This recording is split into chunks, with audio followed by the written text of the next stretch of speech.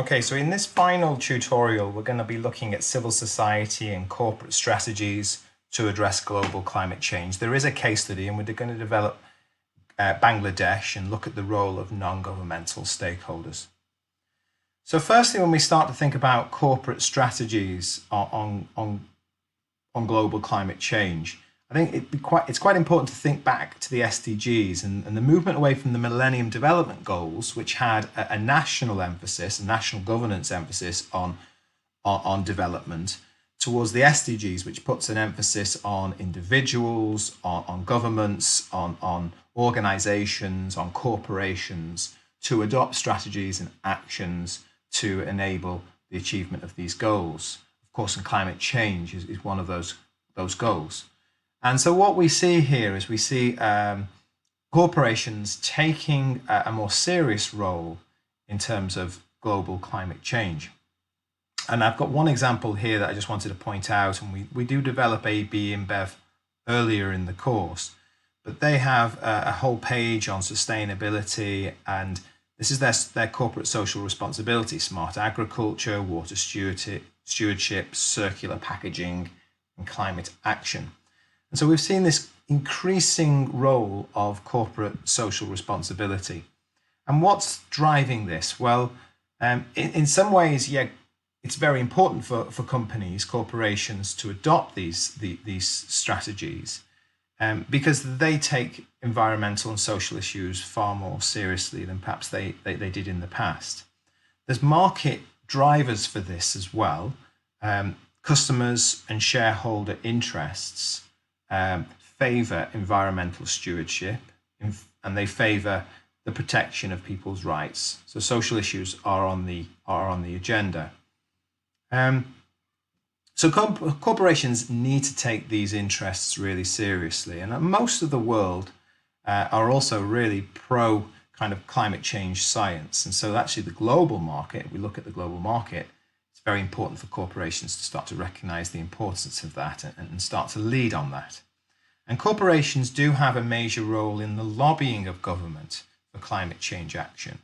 So when we think about the case of the US and its rejection of the science at times, or its withdrawal from the agreements, what we've seen here is even companies like ExxonMobil recognizing the authority of the IPCC reports.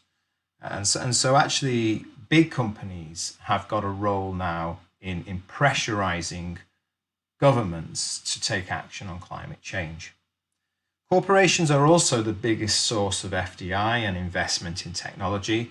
So you could develop any number of corporations in terms of the movement towards renewables or the movement towards green mobility, electrified cars, for example.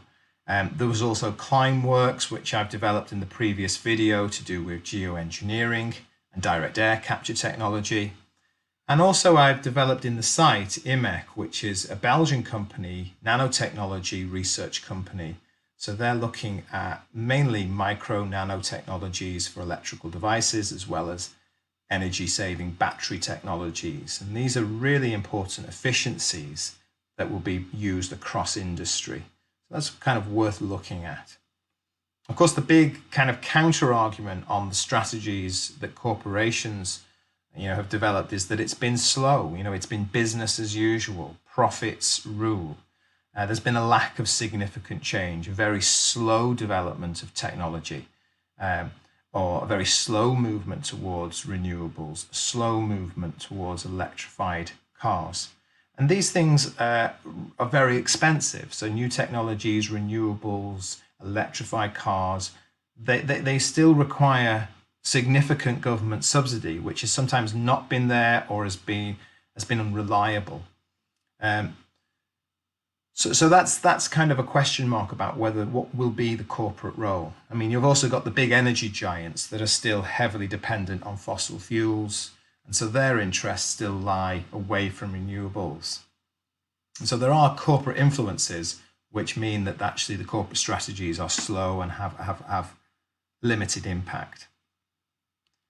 If we start to look at Bangladesh as a case study, I want to emphasize two things around the case study. And one of the things I've mentioned already in previous videos is the importance of local level grassroots involvement. And so when we think about non-governmental organizations, we're immediately thinking about how local people are empowered, how local people are educated, and how they lead action, within their communities. And that's the first thing that's really important to take from this. The other thing is, though, when we talk about non-governmental, we don't just have to emphasize the local. So what we start to see is a lot of bilateral and multilateral partnerships, and then partnerships within NGOs at the local level as well. So it's quite important here that you develop a conceptual framework around scale in terms of the international work of non-governmental organizations down to the local. So when you look at the page and revise the page here on Bangladesh and the case study, you'll start to see that there are national interests. Norway's government's involved in Bangladesh. You've got the United Nations that are involved through UN Women. You've got Oxfam's Rural Resilience Initiative, which is definitely an influencing factor. So what is going on in Bangladesh? We know that Bangladesh is seriously impacted by climate change. It's suffering. It's a high population. It's a rapidly growing population. It's got food and water stresses. It's suffering from rapid rates of erosion. Sea level rise is leading to the loss of land, salinization, and of course people are migrating away from coastal areas. So these are the big impacts on Bangladesh.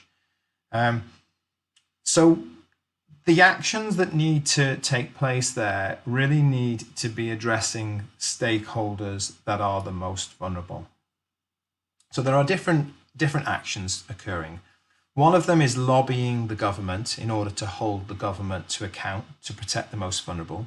So the Climate Change Development Forum has worked closely with the Bangladesh Climate Change Strategy and Action Plan. So there you have a local agency, Climate Change Development Forum, working alongside the national strategy to develop their development plan. You've got the international NGO Oxfam, which works on its Rural Resilience Initiative. They work alongside the World Food Programme to build more resilient rural communities, and they focus on land management, livelihoods, and health issues. They don't have a project specifically in Bangladesh, but you see the influence of Oxfam in the projects that are working there. So UN Women and the Bangladesh Rural Advancement Committee, this provided livelihood skills training in the sectors where people are employed. So rice processing, probably the biggest agricultural sector in Bangladesh, crab farming, fish net weaving. And these marine sector industries are kind of key. I mean, they're big livelihoods, of course, but also they lead to mangrove loss. And so mangroves are that kind of natural vital buffer against storm surges. And these marine industries threaten mangroves. There's lots of workshops taking place through UN Women and BRAC in terms of actually how to respond when disaster strikes. And this is where we start to see resilient communities. So what has been the scale of it? Well, they've reached 16,000 rural women in 10 of the most vulnerable regions to climate change. And their research has directly supported the Bangladesh government's 5-year development plan. So again, you see local NGOs working in partnership at the government level. A second big project is the Mangrove Action Plan, MAP. And there again, they have a grassroots approach to mangrove conservation and restoration. So they work again with local communities, and they partner with non-governmental organizations like UN Women and BRAC. One of their major projects has been running through schools and educational facilities. So they work even at the university level, where they have students working on research around mangrove health and then revitalizing mangroves that lead to restoration schemes at that community level. So they work again on advocacy, again linking to the vulnerability of people, giving people a voice, education to ensure that mangrove forests are healthy for current generations, and as well as those future generations. And mangroves provide, of course, that vital buffer. So they're very, very important ecosystems that need protecting